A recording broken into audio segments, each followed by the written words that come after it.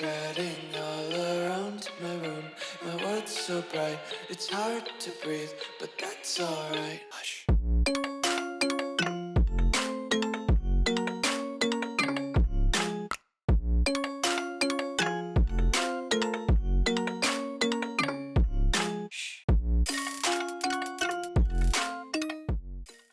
What's going on, guys? Welcome back to another video here on the World of Juice channel, and welcome back to another episode of the East Delaware Knights Team Builder Dynasty here on College Football 26. Today, we wrap up year number 4's regular season with a couple more ACC contests. They shouldn't be too much to think about. It's Syracuse and North Texas, so they really shouldn't be that concerning, or really we shouldn't give much brain power to think about, oh, how are we going to stop these two offenses? And if you're wondering why North Texas is part of the ACC, don't worry, you didn't go crazy. North Texas had such a good year after year number 3 that they earned themselves promotion to the ACC. We did knock somebody down to the American from relegation, but we have implemented the European soccer model of promotion relegation. And so we've been doing it now. I think we did it for 2 years now, and we're obviously going to keep doing it just to freshen things up, get some new faces in there and some new opponents without us having to move conferences every single year or something like that. So we still might move from the ACC after a little bit. Who knows? But just to get some fresh competition in there. So North Texas earned themselves a spot up. They get to play in the ACC, and they actually are one of our opponents this year, the final game of the season. Recruiting has gone very well. It could have gone even more amazingly, but I cannot complain too much. We got a few 5 stars. We got some 4 stars. We're doing really well in recruiting this year. And I think the guys that we're bringing in are going to be really, really good. Now, there's a chance to bring in even more 5 stars, but some of them are in some pretty tightly contested battles. I don't know if we're going to end up being able to bring them in. I'm pretty sure even with, I guess if we lose both of these games, we probably wouldn't make the ACC championship. But if we split somehow 1-1, which I don't think is going to happen, I think we're going to be able to win both these games today. But if for some reason we either go 1-1 or 0-2, our ACC conference championship spot could be in jeopardy. I think if we lose one game, we still should be able to make it. But if we lose both the games, then we put ourselves in a little bit of jeopardy. So we can't even think about that. We got to just win the games and don't even have to worry. Then we're just locked in. We're also not going to be going after a Heisman this year. We thought maybe that Greg Ard was going to have a chance at it, but he just could not put up the consistent numbers needed to be in the Heisman race. It's always a lot harder to win a Heisman with a running back anyway. So we're not going to be going for that. We're just going to be going for wins and trying to impress the recruits.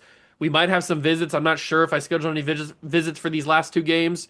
I guess we can check that, but I think this final season, or this final 2 games of the season, could be very good for us. We're number 2 in the country. I think we can do a very good job. So if you want to enjoy, hit that like button, subscribe channel, join the Juice Club. We are on the road to 5,000 subscribers. So if you want to help me get to that mark, hit that subscribe button, join the Juice Club, and let's get into the final 2 games of the regular season here, year number 4. Can you believe we're already at the end of year number 4? That's pretty crazy. Let's get it.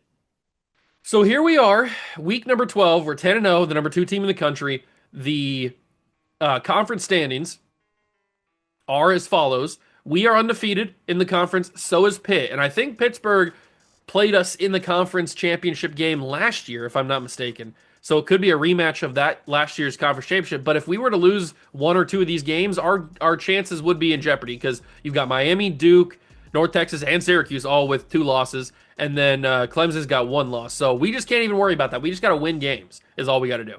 Just got to win games. The CFP bracket, we currently sit at the number 2 seed, playing in the Orange Bowl, which is nice. I would like to play in a Rose Bowl, but it doesn't seem like that's going to line up that way, unless for some reason Pitt passes us, which I don't see happening. I don't know. It could happen, I guess, but we've got some good season stats so far. Applewhite's been a very good quarterback for me. Kenny Garnett's been fantastic, as always. Greg Ard's almost to 1,000 yards, which is pretty sick. Receiving, all of my receivers have been very, very good. Micah Cypress had a big breakout last episode, which is pretty fun to see. And the defense has been pretty good as well. I have thought about possibly upgrading my coach, because Addison Arrington's got 45 skill points, so maybe we should use them. We did unlock talent developer. Are we going to have any quarterbacks drafted, though? some of this stuff is pretty good. Like the position whisperer, where the freshmen and sophomores get more XP, or they progress faster, I should say. That's pretty good stuff. Are we going to get anybody drafted? We could get some offensive line draftmen. We could get some defensive linemen drafted, so maybe we should spend some into that. But Master Motivator, we're still trying to climb into this. We don't even have off-season training boosts for everybody, so maybe we should just spend our points into that. Because Recruiter, we're pretty good for. We haven't signed a top 5 recruiting class just yet. We're getting closer, but we haven't done that just yet. I think I might want to spend and get everybody into off-season training boosts, or at least get closer to that. So if we buy some off-season training boosts for everybody. Unfortunately, DBs, I don't think I'm going to have enough points. I'm definitely not going to have enough points to. But if I do like that, then we have 5 points. We got a little bit closer into off-season training boosts, which is always going to be helpful. So as far as recruiting goes, I mentioned that we have a pretty good class this year. We have 3 5-stars committed, a linebacker, who we just got last episode, Damian Foster, an edge rusher, our running back in Sean Gray, which I'm very excited about because he's pretty good. 6 foot 195 with 91 speed, so I like that. His acceleration is a little bit slow, but he's got that gem next to him, so maybe he's gonna have a good depth trait. Who knows? And then hopefully his caps are not very bad on his skill caps. And then we caught a couple 4-stars who I'm very excited about. I think all these guys are gonna be very good players. And then 1 3-star in the center. But these are the 2 5-stars I was mentioning. Vince Peters, we are in a hotly contested battle with Alabama for.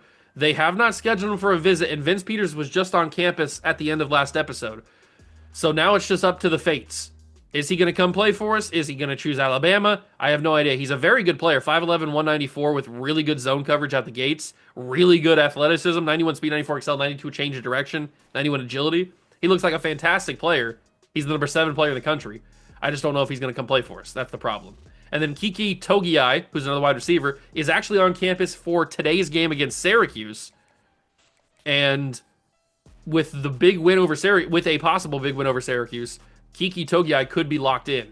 We're also in a really good spot for Bobby Dennis, who we got a bunch of influence on him after the Week 11 visit. D'Angelo Joe is another running back option that we have.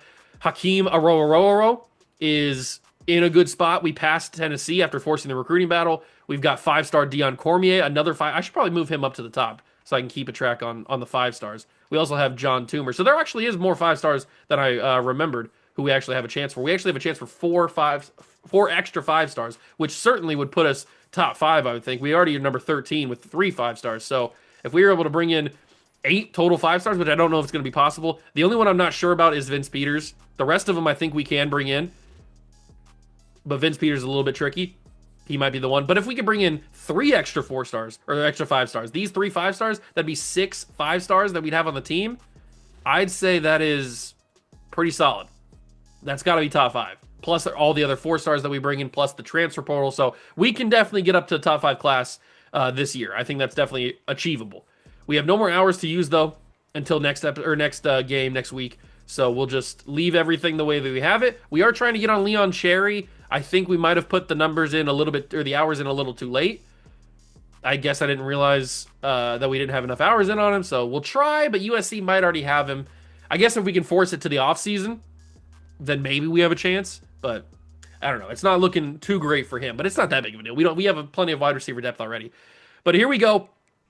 One of the final 2 games of the season. Syracuse.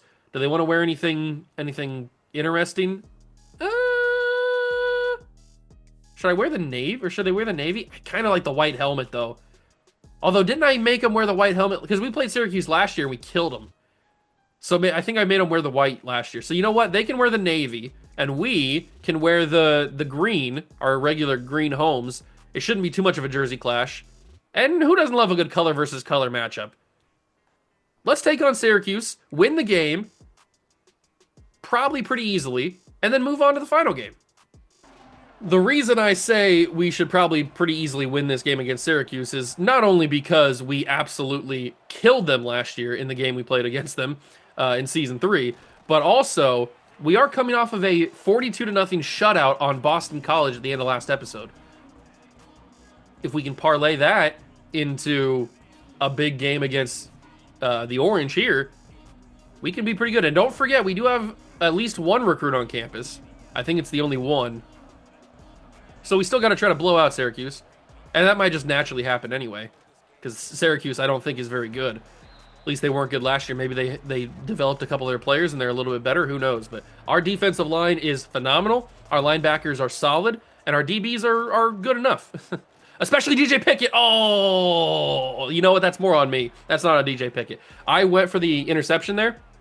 As you can see by him trying to reach his hands out. I went for the interception, and I didn't time it right, so then it just ended up being a broken tackle. So that's on me. That's not on DJ Pickett. That's on me for going for... I don't know why I stupidly thought I could get the interception there.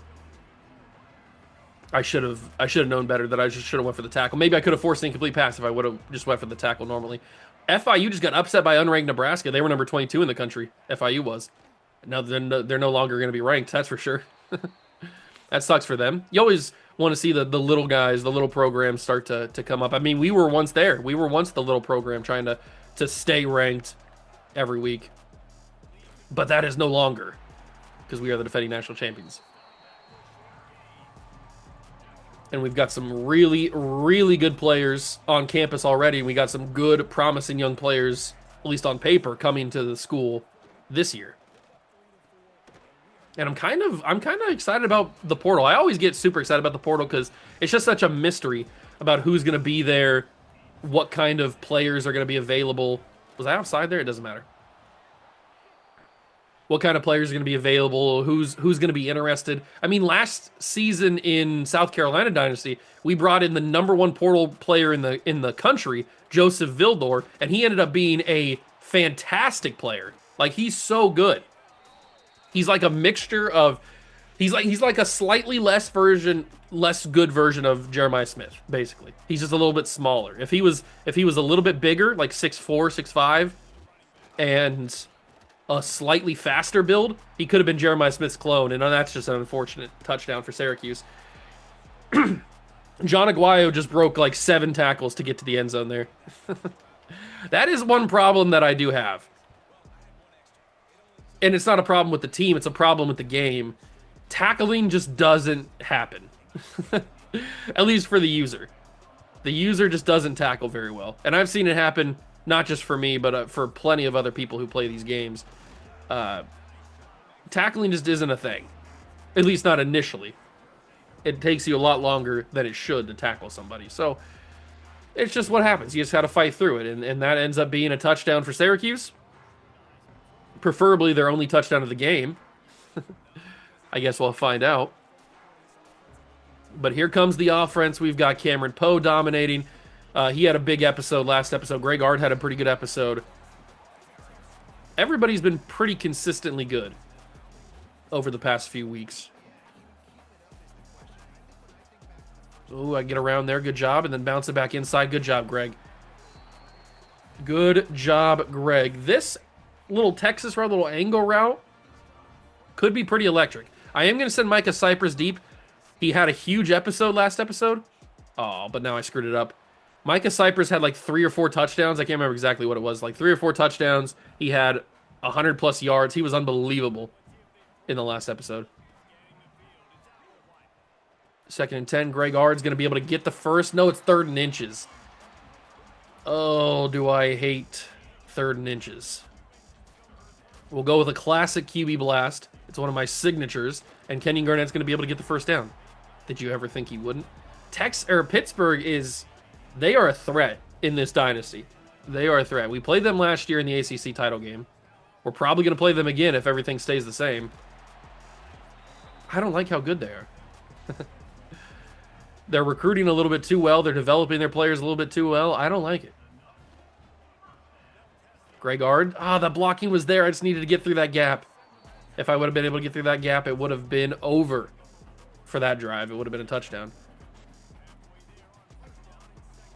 We're going to find Xavier Johnson. He's wide open. Get around the corner. Touchdown, East Delaware. Xavier Johnson.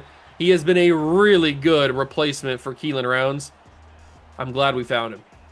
And I'm glad he chose to come play for us in the portal. Because he has been a very good player in that Keelan Rounds role. Unfortunately, he is going to be graduating this year. He is a senior. I don't know if he's going to go to the NFL. Hopefully, that'll help us in our pro potential stuff. So I hope he goes to the NFL, but he's still going to be leaving regardless.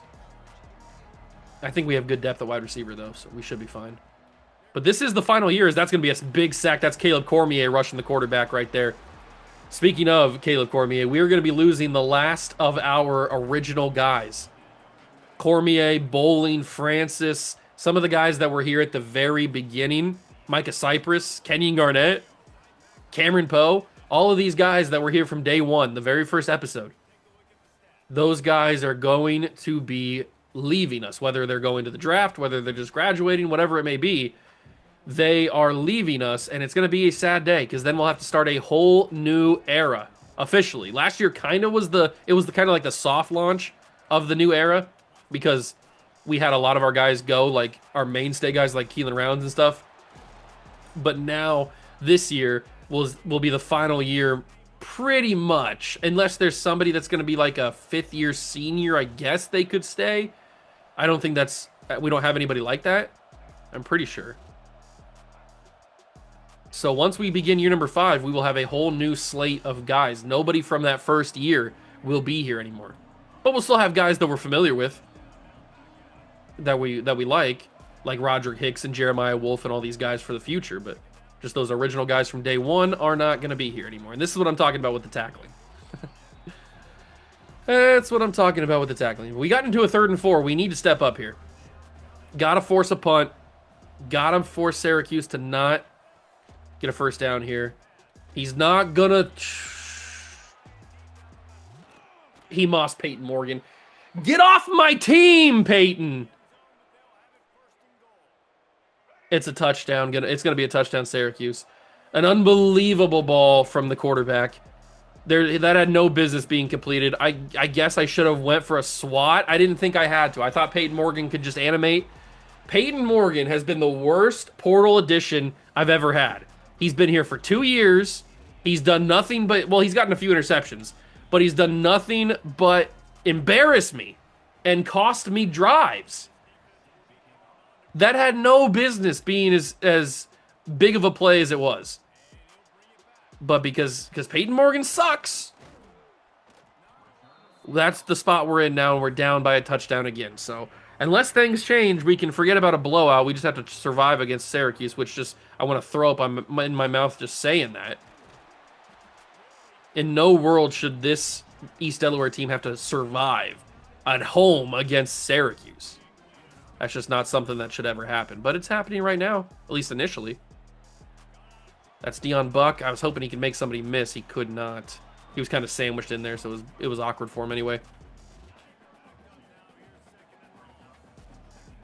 Just got to keep doing our thing, though. Just keep running the football. Keep getting first downs. Keep moving the ball.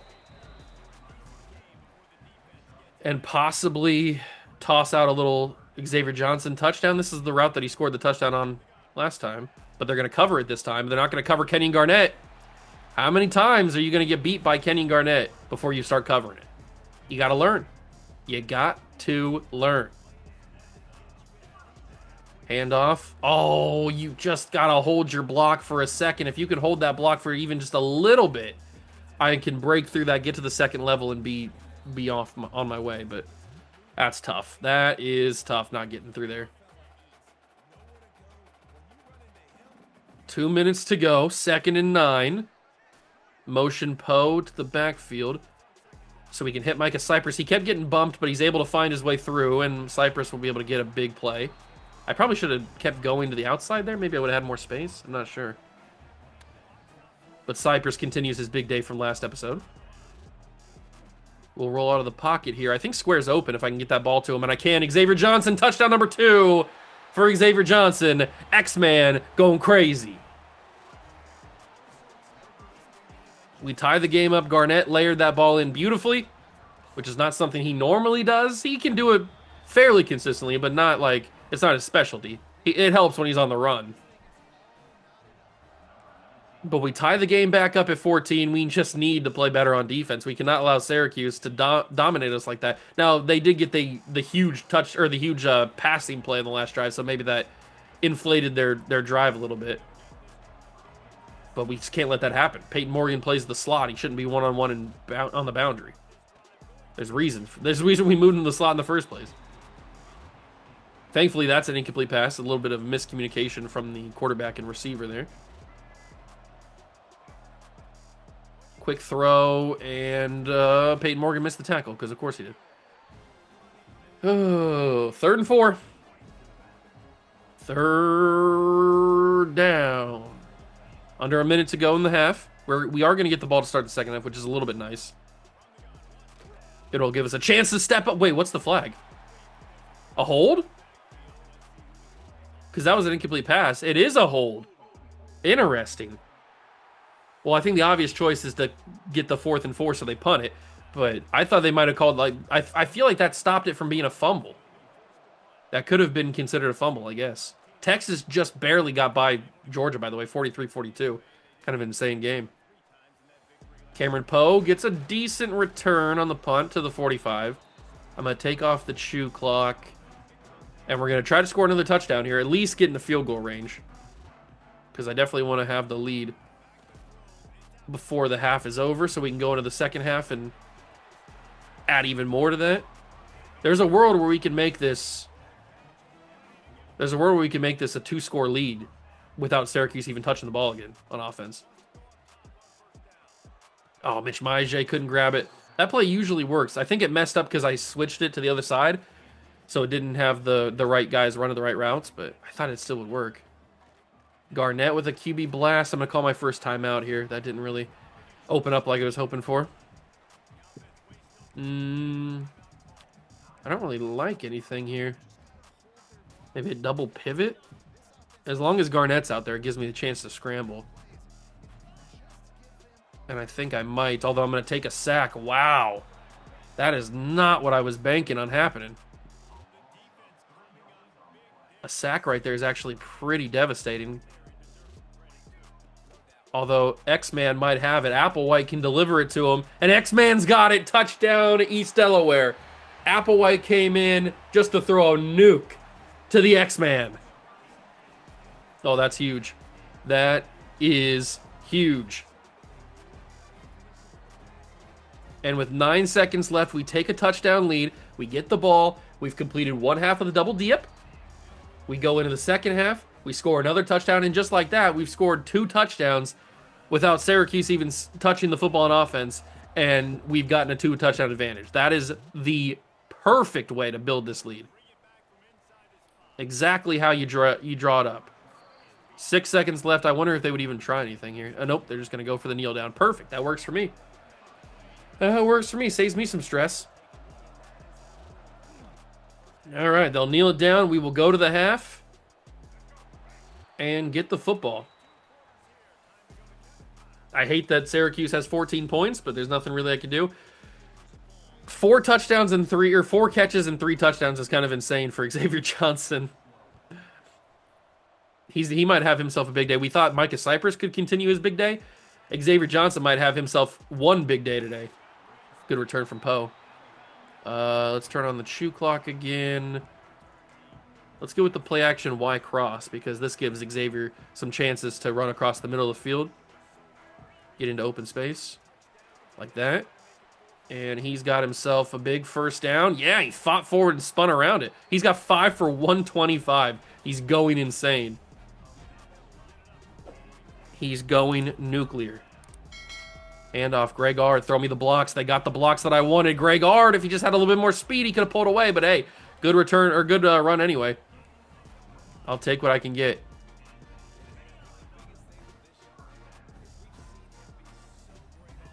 There's the handoff. We'll roll out of the pocket. They're going to cover Xavier. Not shocked. But they can't cover Kenyon Garnett. And he's down to the 16. He's got so much speed, man. I love him. Love him, love him, love him. The only problem is next year I don't have a plan at quarterback. Let's hit Marquise Springs. He's open, and that should be an easy touchdown for the East Delaware Knights. We take our 2-score lead. That was executed about as well as you could ever ask for. What a turn of events. We were tied at 14, and then all of a sudden, we take a 2-score lead without Syracuse even like knowing what hit him. It probably feels like whiplash for him. Massive advantage. And now we just got to come out on defense. They're going to be nervous. They're going to be under pressure. Under pressure. And they're going to be feeling like they need to get all the points back on one play. At least that's how I'd be feeling. They start with a check down. We miss a tackle because, of course, we do. I'm not shocked whenever we miss tackles. I'm frustrated, but I'm not shocked whenever we miss tackles. Let's just play defense. We know that this team plays... They flow. They ebb and flow. As good as the defensive line is, that's the mark of how good our team is going to play. If the defensive line is dominating, then nobody can touch us. But if the defensive line is struggling to get pressure, struggling to get off their blocks, then the quarterbacks actually have time, and then it exposes our secondary and and exposes me because I can't tackle. Apparently, that was a horrible miss. I tell you, the spin moves, man, the spin moves eat me alive. I cannot handle a spin move from a CPU. Oh, I can't handle a spin move from a user anyway. It's not just the CPU doing it. But I don't like that Syracuse is actually moving the ball. They've moved the ball every time they've had it. Except for their one punt that they had. Oh, that's unbelievable. How do I miss these tackles? How do I always miss these tackles? I need to have somebody, like, create, like, a scientific study on how I miss these tackles. Because it's astonishing. The scientific community would be... They'd be stunned to see the results on how I miss all these tackles. Because I don't even know.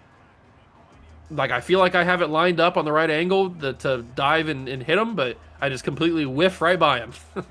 Every single time. Oh, he bounced off. That's such a lucky bounce, man. He ran into his own lineman, and he bounced off of it, and it freed him up for a whole new lane of running room. Such a lucky bounce. Get to the quarterback. Sack the quarterback. We couldn't sack the quarterback. It's a touchdown, Syracuse. Wow, wow, wow. I don't think Syracuse should have 21 points. Good thing we were able to get a 2-score lead, so they didn't just tie it right there. But the fact that they even have 21 points on us is a little annoying. Not just, it's really annoying. Cameron Poe, solid enough. Solid enough. Solid enough. Especially when we're trying to blow out teams to try to get better recruiting visits. Oh, I kind of wanted Cypress there. I think he might have had a step on him, but it's too hard to tell. And look at Kenny Garnett. Look at this man rumble. Look at the big man rumble. What are we going to do without that? Like, next year, not having the ability to just randomly, whenever I want, just run out of the pocket and get 30 yards. What am I going to do? That's my whole offense. That's my crutch that I lean on so heavily. How am I supposed to play the game without that? Deion Buck, big first down. Let's go with... And I might even have to change playbooks because we have a lot of read option in these playbooks. And unless we bring in a quarterback with some speed in the portal, we might not be able to run any read options because Applewhite and Cole Welliver, they certainly can't run read option. They're literally no threat to run the football, so I don't know what we're going to do with the playbook next year. The playbook was built around Kenny Garnett. And, I mean, it got us a national title, so I guess it worked. LSU's the #1 team in the country, but at least the last time I looked, they were at the threat of losing. I don't know if they've come back or not.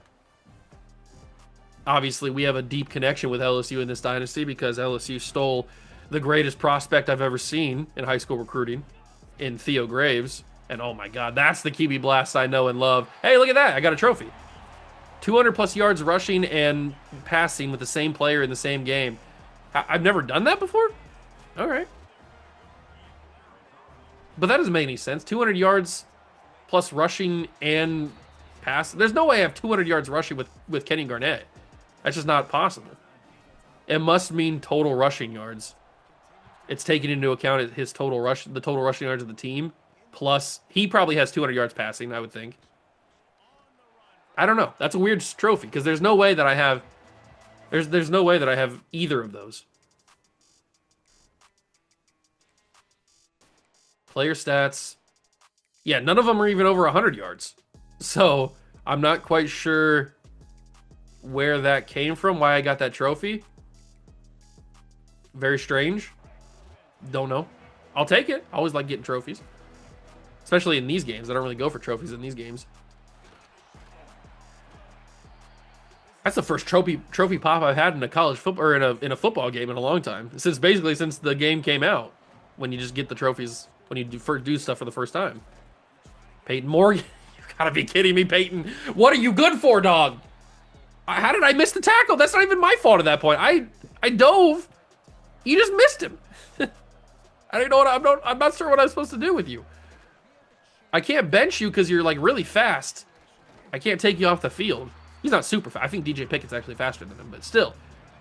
He's a decent slot corner. I need him to be a little bit better.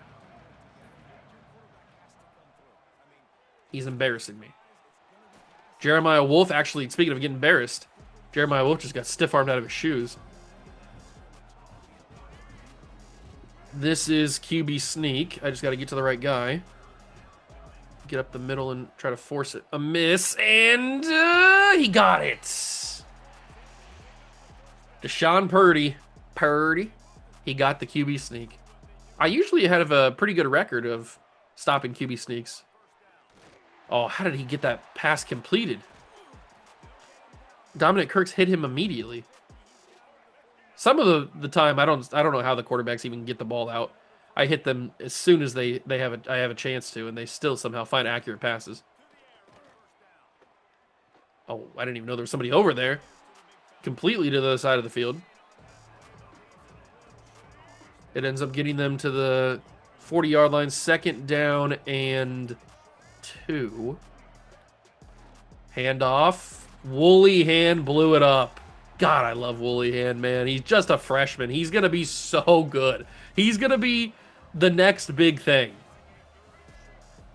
Like, think of the best defenders in college football history in the past, like, 15, 20 years.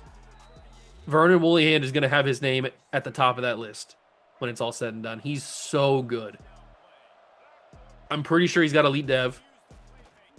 He's such a freak. He's a super freak. Super freak. He's super freaky. 3:50 to go in the game. Syracuse is trying to score again. They're going to. I mean, our defense is Swiss cheese, bro. What are we doing, man? This is Syracuse, dog. I think we shut them out last season. Maybe we didn't. I don't remember exactly what the score was, but I know we killed them. And now we're in a 1-score game against them. I'm surprised they're not onside kicking. I guess I should have prepared for that, but they didn't do it anyway, so I got it right. I got lucky. But my God, the fact that we are in a 1-score game at home against this Syracuse team is really infuriating because they are not that good. But our defense just cannot stop a single person. But look at the blocking down the field. Greg Ard's going to have a big run right there. That's what I'm talking about. That's the kind of talent difference. Our guys are just so much better. They're so much faster, so much stronger. They get to the guys quicker than the guys can react. And it opens up these huge running lanes, which Cameron Poe might have enough speed to get away from. Can he do it? Yes, he can. The Dragon Warrior should never be doubted. Cameron Poe scores. That's how quick our offense can be at times. And we just ran. I didn't even throw the ball once on that drive. It was 2 runs. That's how quick our offense can be. Pass or run. We are electric on offense. But on defense, it's a different story. Some may say it's a never-ending story. 2:51 to go. 42-28. Come on, defense. Let's get it. Got it. Good. Get in there, blow that up. He got way too many yards on a blow up. We were in the backfield far too quickly for him to get 4 yards.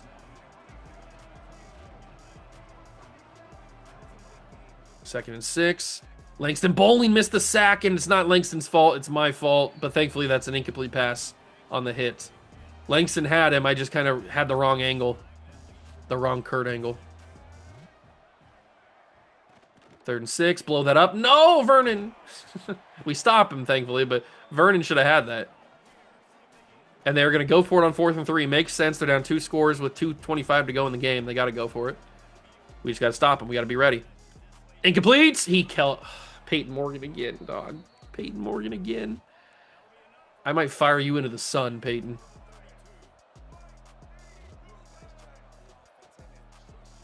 Dominic Kirks with a sack on the quarterback, and that's going to take us to the 2-minute warning. There's no way they're going to get their guys back in time to snap this. Dominic Kirks with a huge play. We needed something like that. We needed something to change the momentum.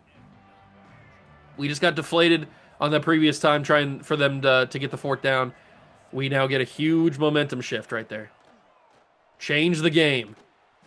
Woollyhan gets a tackle right there. They get the 6 yards back from the loss, but it's still 3rd and 10.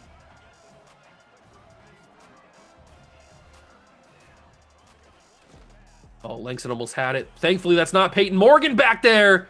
Tolbert knocks it incomplete. Peyton Morgan would have got mossed. All right, 4th and 10. We cannot allow another 4th and long conversion. We just can't do it. We got to get off the field here. Jarek Francis almost did it, but it's an incomplete pass. Francis made him speed up the throw, and it works to perfection. And now we have a chance, as time expires, to get that blowout. Greg R with a great first run. Syracuse going to call timeouts. That actually works in our favor because it saves us time while getting big chunks of yardage. So we need to get that 3-score lead so we can achieve our 17-point blowout, or plus point blowout. The QB blast works a little bit. That's the 2nd timeout for the Orange. Let's get another run here to guarantee the clock's going to stop, I guess, unless an injury happens, but that can't happen. There's nobody's going to get hurt. Hand off. Don't go in. Don't fumble either. All right, all the timeouts have been used, and I guess if we go in here, it's whatever, but I'm going to try not to. Oh, I can't stop myself. There was too many open. I could have went in like 3 different directions. That's how dominant our offensive line was on that play. And we end up achieving the 17-point plus point blowout. It is now a big win. This is exactly what we needed. We lead by 21. We are in the exact spot we needed to be. I didn't think we'd get the blowout the way Syracuse's offense was moving the ball on us, but I'm telling you, man, that end of first half score leading into the beginning of the second half score to build our 2-touchdown lead without Syracuse even touching the ball, that changed this game. Because before that, it was 14-14. We were in a hotly contested battle. But ever since then, we've just been able to survive because we've had such a big lead. So a perfect way to end the half, and then we really ended it there. That's a great route, and it's going to be a bigger play. He steps out of bounds. It's a minute to go exactly. 322 yards and 2 touchdowns. We allow way too many passing yards every single week. I'm really hoping North Texas is not very good. I don't know how good they're going to be. I don't know if they have their quarterback. It's been 4 years now, so maybe he's not there, or maybe he's a senior. I don't know. Because I know they have a pretty solid quarterback in real life. But obviously we're 4 years deeper than that. Under 45 seconds to go, 2nd and 9. Dominic Kirks almost got to the quarterback. That is as deep as you can throw it. DJ Pickett, knock it down. Never mind. It just goes overthrown. The fact that you overthrow that is kind of crazy. Like, how big of an arm do you have? How do you throw? That's like, what, 70 yards through the air? 80 yards maybe from when he threw it? That's an insane throw. Jarek Francis forces an incomplete pass on that one. I wish it would have sacked him, but whatever. And if we get the ball back here, we could go for another touchdown, I guess. It's possible. Oh, that's going to be caught. Yep. I knew it was going to be caught because Tolbert got behind him. And when he got behind him, there was no way he was going to be able to get in front of him quick enough to be able to knock it incomplete or intercept it or anything. That was all kinds of bad. So with 24 seconds left, they will spike it.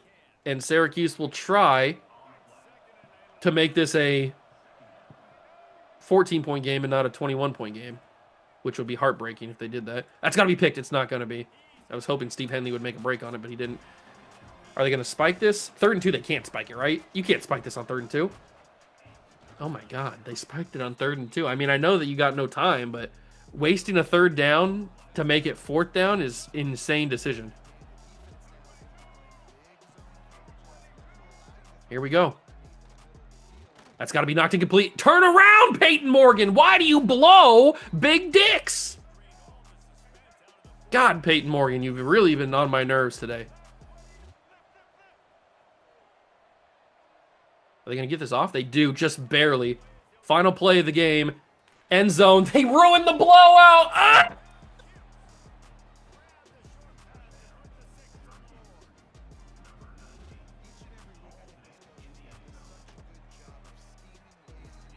They really went 85 yards in a minute 20.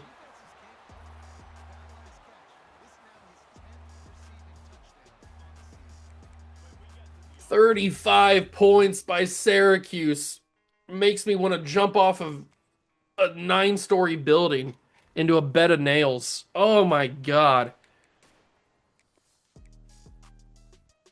Oh, wow. I cannot believe they scored on me. We get a commitment. It's Bobby Dennis, 4-star right tackle. We get somebody else. Hakeem Arrow. We were able to survive Tennessee, which is nice. This guy locks us out, but that's not that big of a deal. We were kind of in on him, but not really. And now we play North Texas to end the season, to end the regular season. But 2 more commitments is always nice. We forced a recruiting battle with Alabama, but I don't see a world where we can win this. Unless we can force this to the offseason, I don't know if it's going to happen. Togiai, the visit did not go as well as it could have. We only got the plus 50% for the clear winner. It was only a lower tier opponent, which we knew that was going to be the case. Man, if we would have blown him out, who knows? Maybe he commits. There's still a world where he commits after this game against North Texas. Dion Cormier, I really want him to commit. He was on campus for that Clemson game, which we blew out. And then John Toomer, very close to committing, but he's obviously got to get down to his top 5 as well. So we'll see what happens there. But Bobby Dennis, nice, solid addition to the squad. We'll move him up the ranks a little bit. He's a good 4-star right tackle. We only have him 60% scouted, but what I've seen is pretty good. I mean, 83 pass block finesse, 85 run block finesse at 6'7", 280. I mean, that's a pretty solid player right there. And then Hakeem Arrow. We've always been looking for big-time tight end prospects, and Hakeem looks like a fantastic player. 84 speed, 84 catching. His route running needs a little bit of work, but I'm hoping his depth trait's good enough and his skill caps are good enough where he can really develop. Because I mean, he's the number 1 tight end in the state of South Carolina. He's the number 2 player at the position, number 2 tight end in the position. So he's a really good player. And that's a big time tight end addition. And our recruiting class is coming together. We still got plenty of chances for 5 stars. Still got more chances for 4 stars as well. This guy says no thank you. Totally fine. Glenn Lett's going to come play for us, no doubt. James Gee. I've got 50 on him, but the influence is taking us a bit. I don't know what's going to happen with him. We'll have to see. Leon Cherry, we're just not climbing. USC's pulling away. I'm going to pull out of the Leon Cherry race. We're not making any progress. Kike Dimukeji, are you fast? Not necessarily. I can go for a full 50 on Alani Reddick, though. He's 5'9", 188. I remember this guy. I remember you. We'll take that off because I didn't mean to put that there. And then put 50 hours on him. Yeah, 90 speed, 92 excel. He's basically similar to the guy we just pulled off the list. And then Glenn Lett we're getting. So, Kike, I think I just take you off the board. We don't need you that much. Matt Doucette, are you fast? He could be. 93 speed, 89 spec catch. We're not really like that in need of wide receiver, especially get Reddick. If we get Lett, if we get Toomer and Togiai, we already have Little John. Yeah, we're already loading up on wide receiver. Plus, if there's anybody in the portal that we like. So, I don't know if we even need Matt Doucette, even though he is fairly fast at 93 speed. I'll offer him a Scali.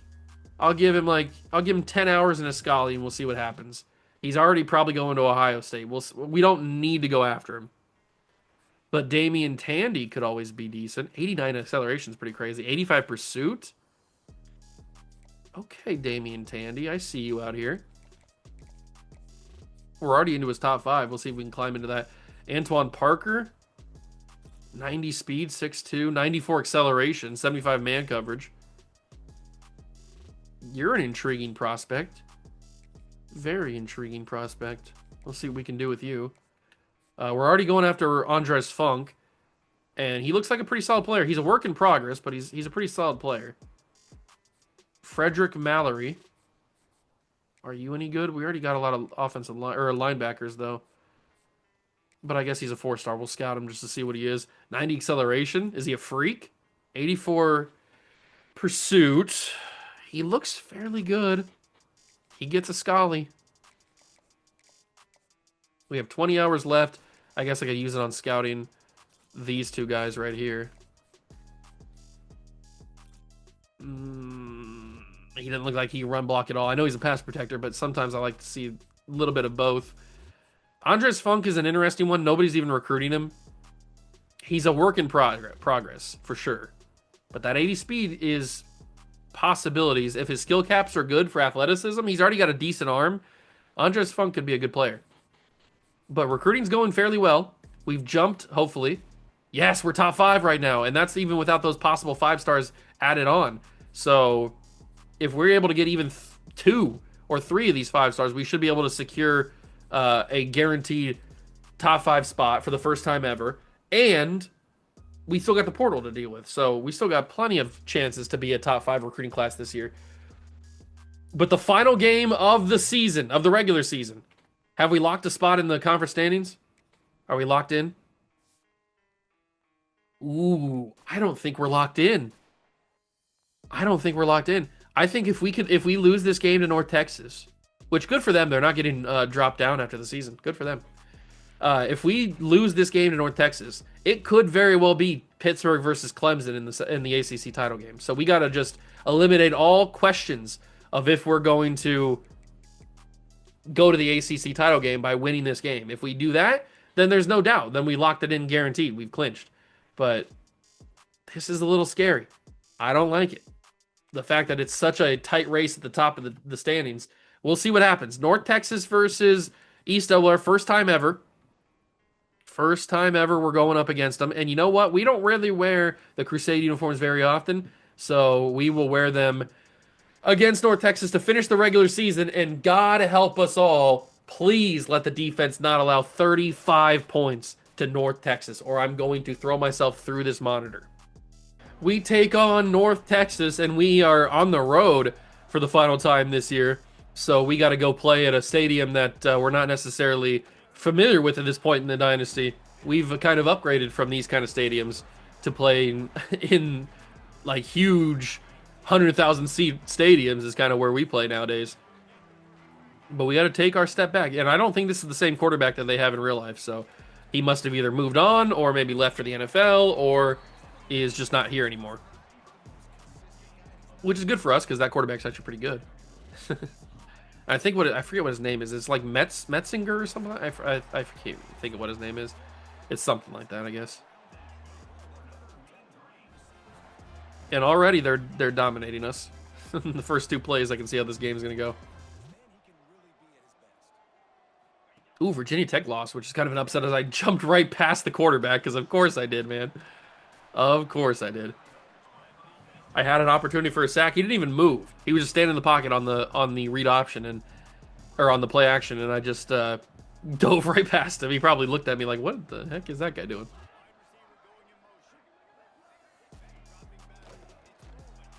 Tackle him. Oh my god. Oh my god. I suck. I really do suck. Oh, it's another team that runs hurry up. I hate it here. Stop running, hurry up. I played this in the South Carolina series I played just recently. A team that hurries up. It's so frustrating to play against a team that does that because it's this constant hurry up after hurry up, and it runs your energy out and your defense just gets tired, and it's so annoying.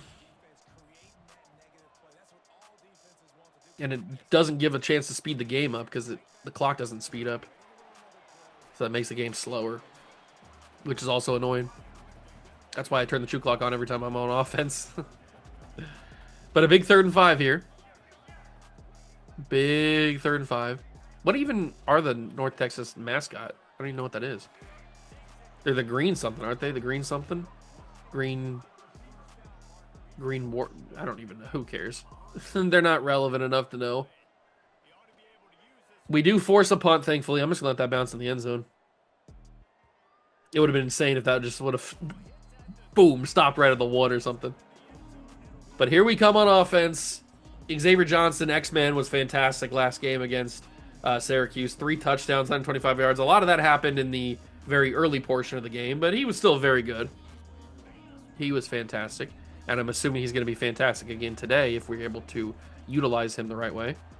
But Cameron Poe's off to the races. Maybe we won't need to. Cameron Poe, 16 yards in the first carry.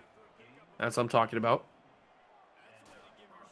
That is what I'm talking about. Another handoff, this time to Greg Ard, and Ard will try to fight for it. He gets to the 45. You know what? I'm feeling we're getting big chunks of yardage every run. I'm feeling this could be just a run the ball type of game. And it looks like it might work out that way. Look at Cameron Poe. 2 carries for 44 yards. We are just blowing them off the ball here.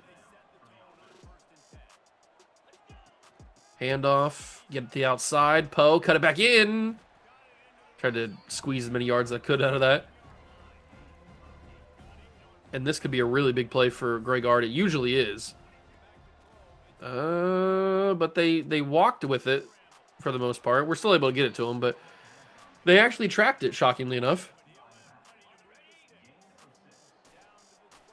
This could very well be a touchdown right here. Oh, maybe not. Maybe not. They were ready for the QB blast. Got to give them credit on that one. Not many teams are ready for it. Not many teams are ready for the QB blast. But we've already drained the entire first quarter clock away. And now they're starting to step up to the run. They've realized that we are just going to run it down their throats. So they've changed their schemes a little bit. We've ended the first quarter just like that. Oh, the mean green. That's what they are. They're the mean green. I knew there was something green. Are they really that mean, though? 3rd and 9. I'm going to roll. Fire end zone. Intercepted. Nope, it's not. Okay. It looked like it was going to get intercepted there. I probably shouldn't have thrown that to the end zone.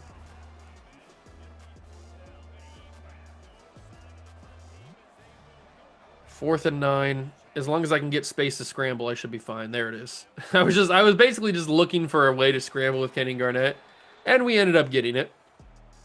We ended up getting the touchdown anyway. I was a little bit worried there on 4th and 9. I didn't think I was going to be able to get that. We took a lot of time off the clock. We score a touchdown. We forced North Texas to punt on their first drive. Beautiful start. Oh, I wanted a big hit. I really did. I wanted that big hit. Why didn't you give it to me? Oh, Cutter Boley is their quarterback. Okay. That name does ring a bell. I've heard that name before. It's not the name of the quarterback I was thinking of, but... Cutter Boley.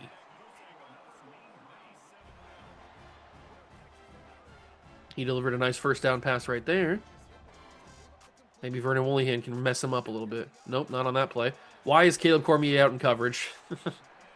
Caleb Cormier is not fast enough to be anywhere near coverage. Every once in a while, he'll do that. He'll drop back in coverage on a certain play, and it'll just be all kinds of bad because he's just not fast enough. He's just not fast enough, but that's the problem when you have a team that runs hurry up against you is you kind of get locked in these certain players being on the field, so sometimes the certain plays you have to call, players get out of position. And now North Texas be running all over us. What's happening here? North Texas acting like they are the mean green instead of the mean lean stupid team. That can't be caught, but it is. Cam Pruitt brings him down. Cam Pruitt has been phenomenal all year. He's been quiet this episode. He's had a couple tackles, but he's been quiet. I don't like it. I need him to be as good as he usually is. Vernon Woollihan meets him in the line and gains a yard, but stops a first down potential. And now here's where we really need to stop a first down. I think they would kick a field goal here in this spot. I guess I don't know. Oh, we're going to find out, though. We were able to stand them up, and they will attempt a field goal. It isn't their place, so it should go through as long as the kicker knows what he's doing. It's up, and it is true. So Mean Green get on the board. North Texas scores. You know what? We're in a better spot than we were against Syracuse, I guess. At this point, Syracuse already had 2 touchdowns, so I guess we are in a better spot. Unfortunately, we're not going to get the ball to start the second half like we did against Syracuse, so we won't be able to do our normal double dip. But we can just run the ball. I mean, Cameron Poe's getting 10 yards a carry, it feels like. I know that he's not, but it feels like he's getting 10 yards every single time he takes the ball. Handoff, Greg Ard this time. It feels different. Definitely feels different with both of them running. You can definitely tell when it's one or the other. Because Greg's a little bit more sluggish. Poe will just like explode off the ball. That's going to be Xavier Johnson, and X-Man's got a first down. A rare passing play today, but it worked. It was successful. It did a job. And this is the final play before the 2-minute handoff. It's Greg, and Greg's going to get a big play. I mean, we are just running the ball down their throat. It looks like the possible matchup that we could have in the quarterfinal of the college football playoff, if everything stays the way that it is, would either be Clemson or the Cheaters. And I don't know who I'd rather play in that. Probably the Cheaters, although we did just blow out Clemson earlier in this series. Earlier in this season, I should say. Which was kind of crazy. Like, I don't think that would necessarily happen again if we were to play them in the playoffs. But we did blow them out. As Kenny Garnett can't get much, but that serves as just wasting a timeout, I guess.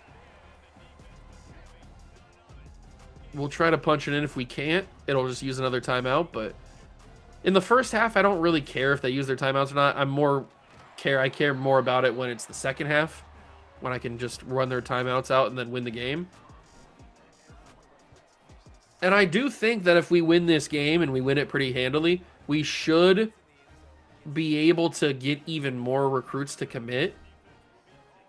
That Vince Peter one, as long as he doesn't choose Alabama before the offseason, then we should be able to go after him in the offseason, in the 4 weeks of offseason recruiting. We should be able to go after him and possibly secure that. It's going to be tough, though. Alabama's got a big pipeline on him. We've seen how much pipelines can affect recruits, as we saw with Theo Graves, excuse me. So we know how dangerous pipelines can be.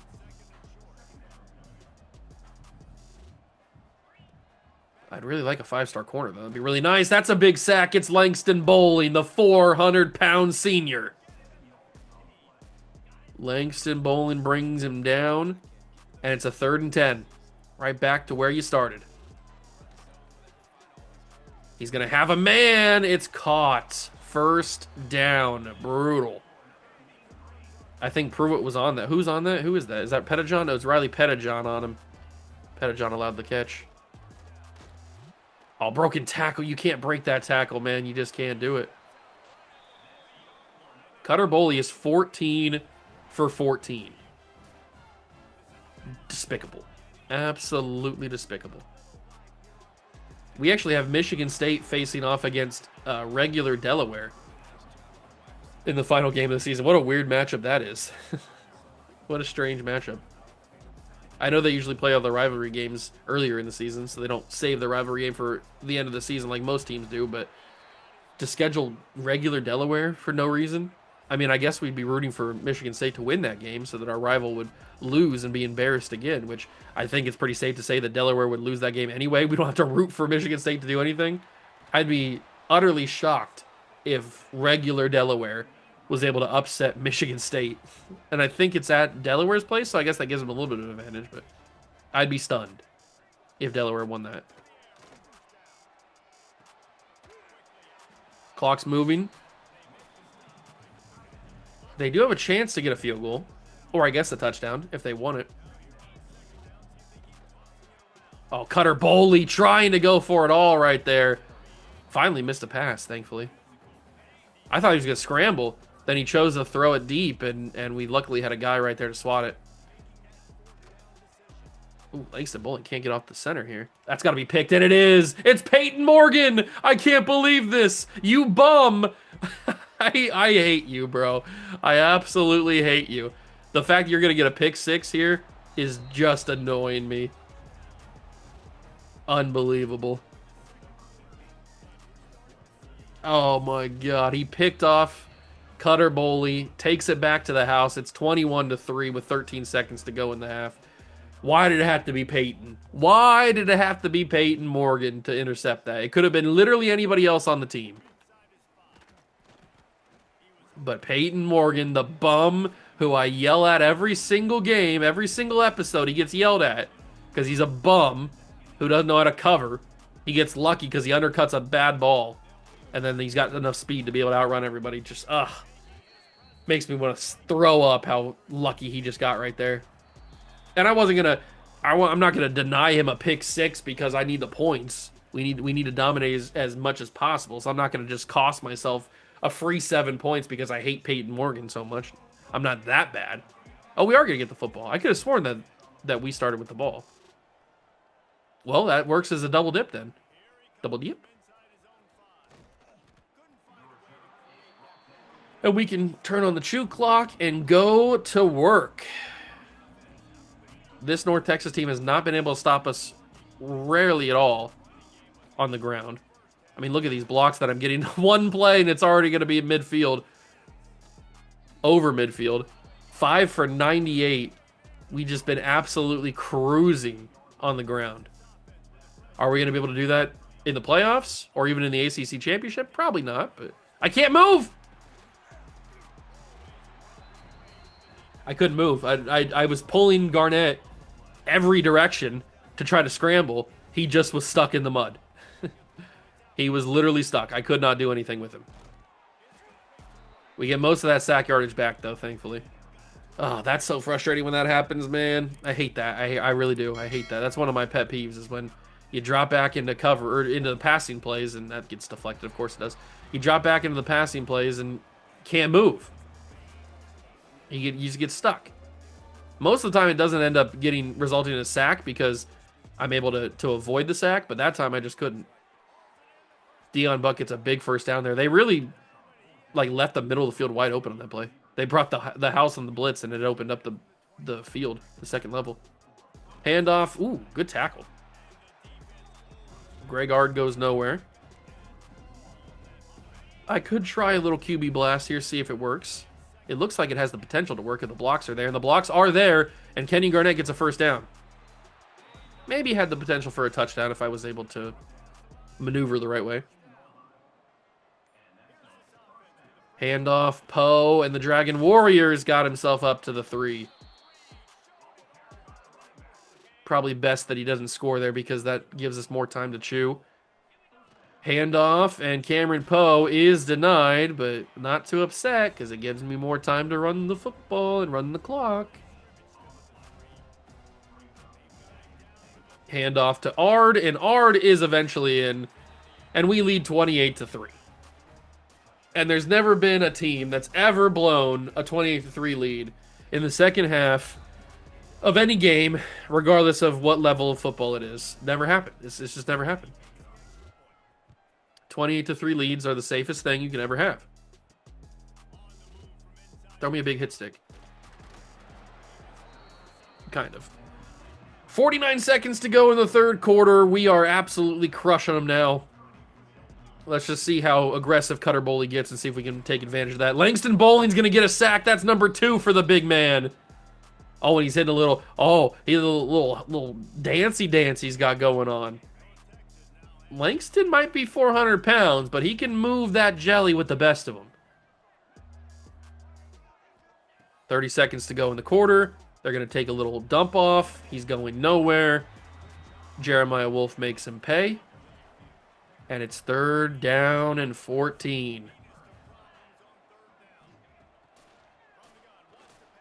No way. No shot. Thank you.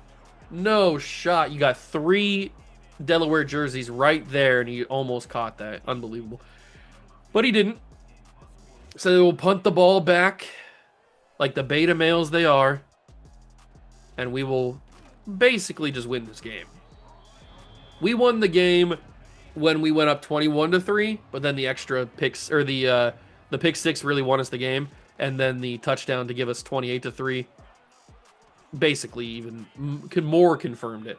So I'm expecting to see at least one guy commit after this game, maybe two, but certainly there should be one guy that commits after this game, because I think we were pretty close on at least one guy.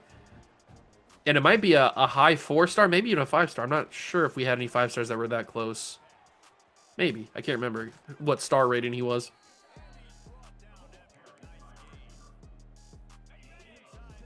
Unfortunately, we're too close to the end zone right now. We might not be able to take as much time off as I want, especially because we're getting huge chunks of yardage every single play. This is how we should have played against Syracuse. I'm still stunned that they were able to put 35 on us. God, every time I think about it, I want to throw up. Xavier Johnson picks up an injury. That's not good headed into the postseason. Hopefully it's not too serious. It should just be maybe like a bruised rib or something. The wind knocked out of him, I don't know. We get to the 2, and it is just a bruised rib, thankfully. So it's nothing serious. He should be able to come back in this game. We're not going to need him, but it's nice to have him back. And Greg Ard will punch it in. Let's go dunk on the refs. Boom. There it is. Another touchdown, 35-3. Why is this not a home game where we could have recruits on campus? This could have been a really nice visit week. But no, conference games, you can't reschedule to different, change the way that where you're going. Like, you can't change the location. They're locked in to either home or away. Whatever, man. Whatever. Pittsburgh is playing Syracuse, by the way. So Syracuse gives Pitt the game they gave us. Maybe Pitt will lose. That'd help us out. Although I guess it doesn't really matter. I mean, do we want to play Clemson? Do we want to play Pitt? If we end up playing Clemson in the ACC title game and then we beat Clemson, well, then that takes them out of possibility of having to play them in the college football playoff, because they'd have 2 losses. They'd probably have to go on the road instead of being... They wouldn't be on our side of the bracket, basically, if we were able to beat them in the ACC title game. But I don't even know if we're going to play them. Pitt might just win against Syracuse, and then it's us versus Pitt for the second straight year. And if I remember correctly, that Pitt game in the ACC title game last year was pretty competitive. They gave us a run for their money, or run for our money. I hate that we get so carved up. But as long as we win, can I really complain? Yeah, I can do whatever I want, really.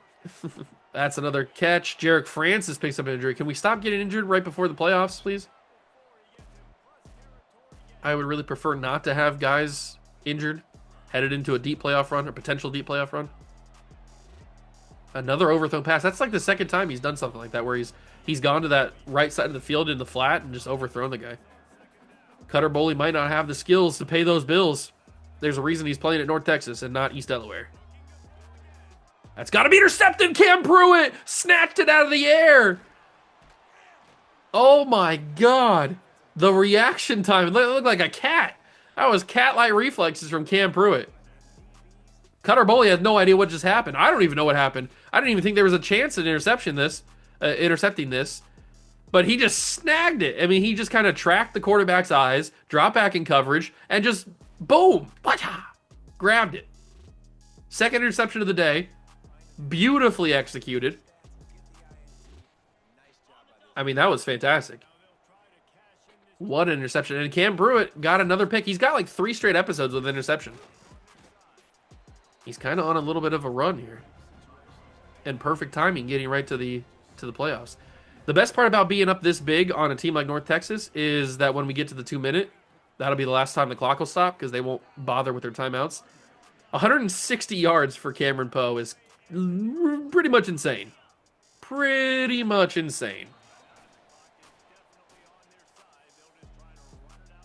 We've got 20 first downs. We're just going to keep on grinding. And there's a real chance that both of our quarterbacks are severely under 1,000 yards, which is kind of hilarious. But we just haven't really thrown the ball. We're a run-based team. That's just what we do. We run the dang ball. Sometimes we throw it when we need to. Sometimes we scramble with Kenny Garnett. I have a feeling that next season, year number 5, will probably be a little bit more pass involved because we won't have the escapability of Kenny Garnett. So we'll probably have to be a little bit more pass heavy.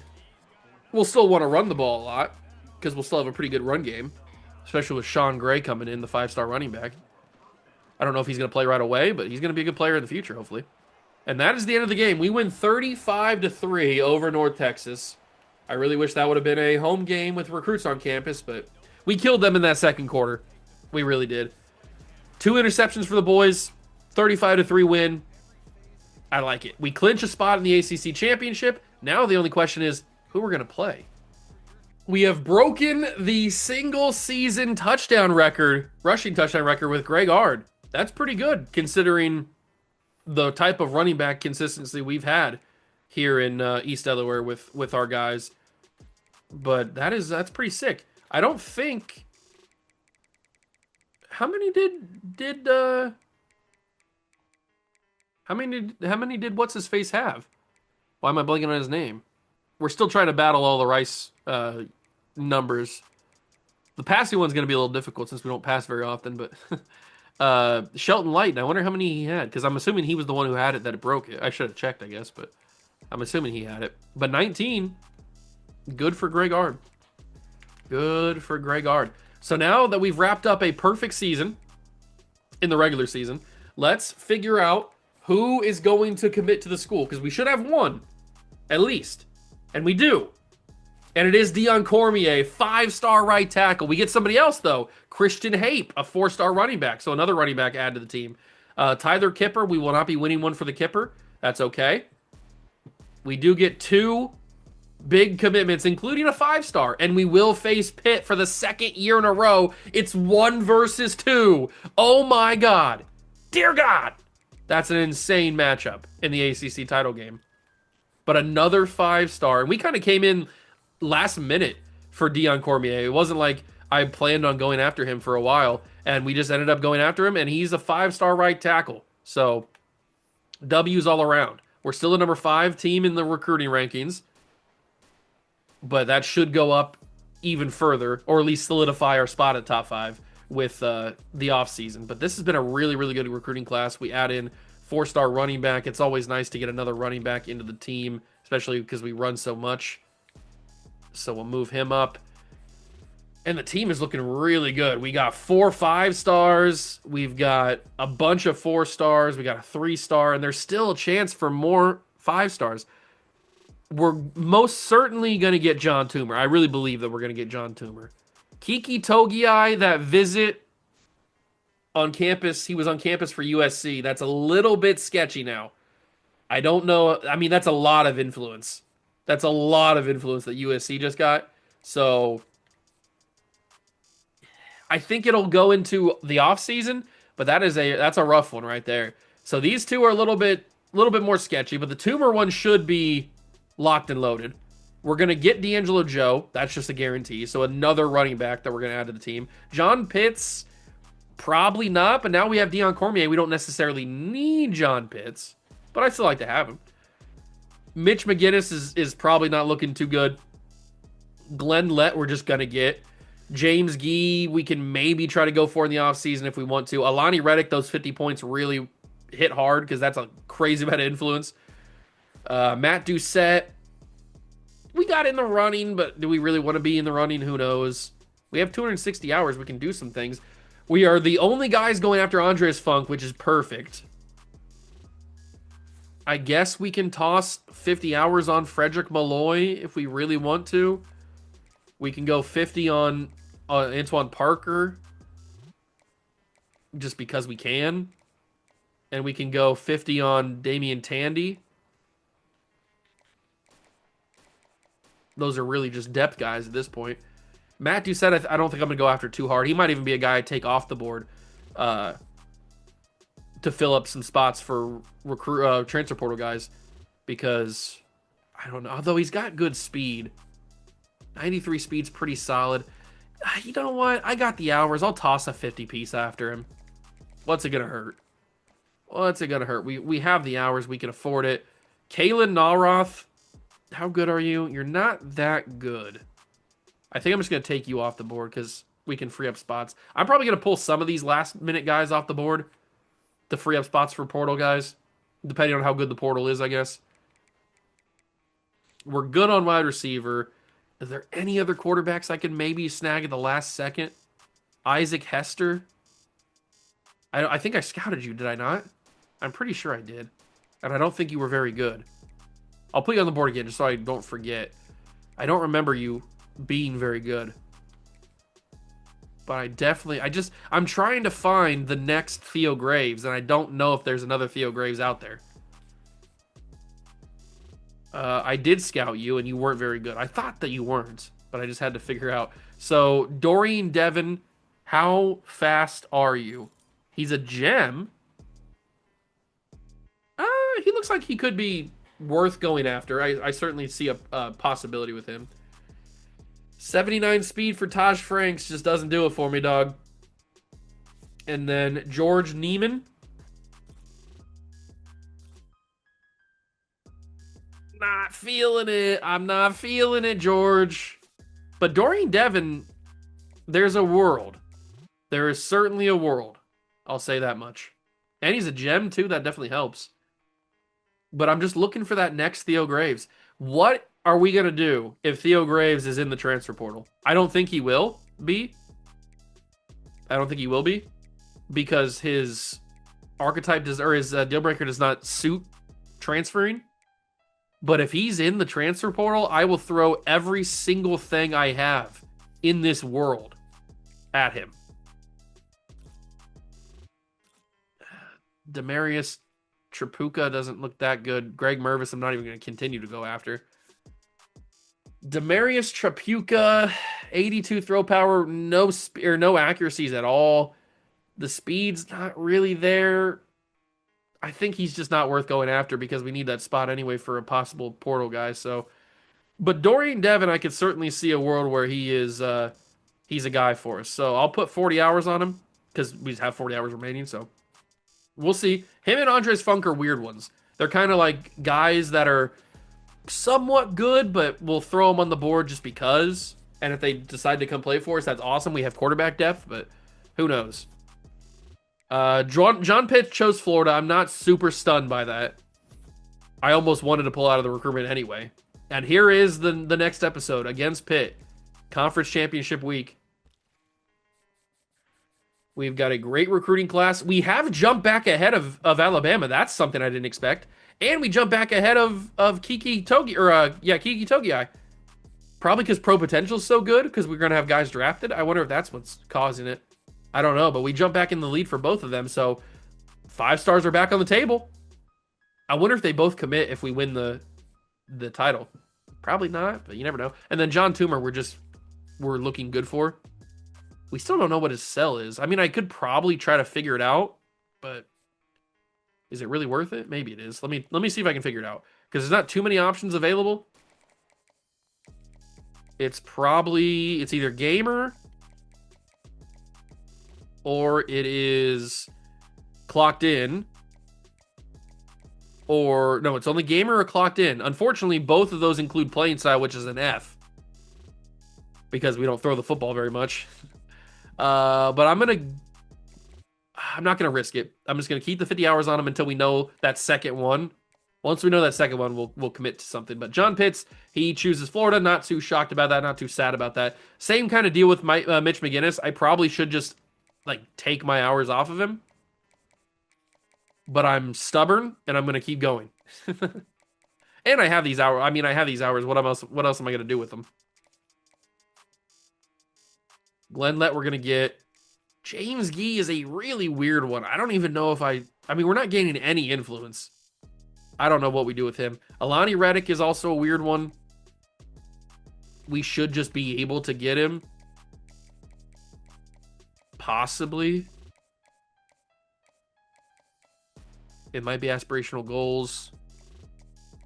It is aspirational goals. Okay. So the hard sell should work on Alani Reddick. He should come to the school. Matt Doucette, we're gaining a little bit of influence, but Ohio State is really in on him. He's got good speed and good spec catch. I kind of like him. I don't know. We know that he likes championship contender, which we have good at, so we can sell him on that. We can sell him on championship contender, conference prestige, and something else. Probably coach prestige, I would assume. Ooh, it could also be Sunday player. I'm gonna guess Sunday player.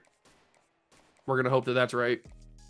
If it's not, then we're probably not gonna get Matt Doucette, but we got to take a risk.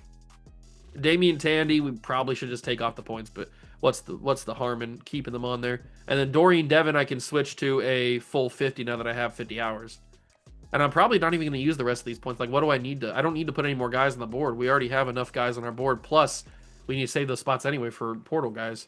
So we have a really good recruiting class already. It's top 5. Well, actually, it's dropped down now that everything's been adjusted, but it should go back up to the top 5 once we finish it out.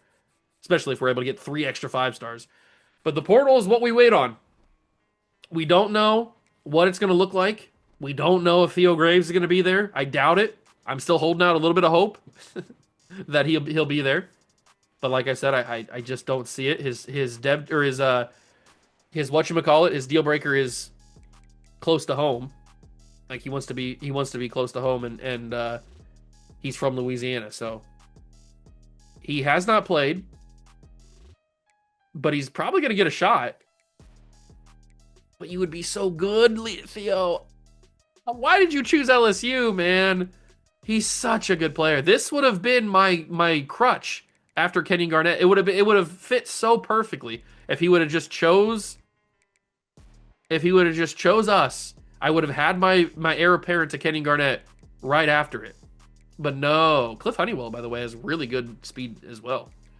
But no, he wanted to go to. But we'll keep an eye out on him on the portal, see if he ends up in there. I doubt that he will be, but maybe there's a chance. Who knows? Next episode, we will play the ACC championship game for the second year in a row against Pitt. And like it says right down there, the pressure is on.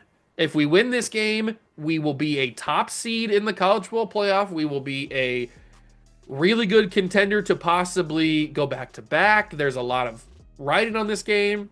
If we don't win this game, it's not the end of the world. We're still going to make the college football playoff, but I want to win this game. I want to be undefeated. I want to go into the playoffs as high as I can. So we'll see what happens. Next episode, we will play the ACC Championship. If you enjoyed this one, make sure to leave a like. Subscribe to the channel for more. Join the Juice Club. We are on the road to 5,000 subscribers. So hit that subscribe button if you're not already subscribed and help me get to that mark. It would be really appreciated. But that's going to do it for me. I will catch you in the next one. Peace.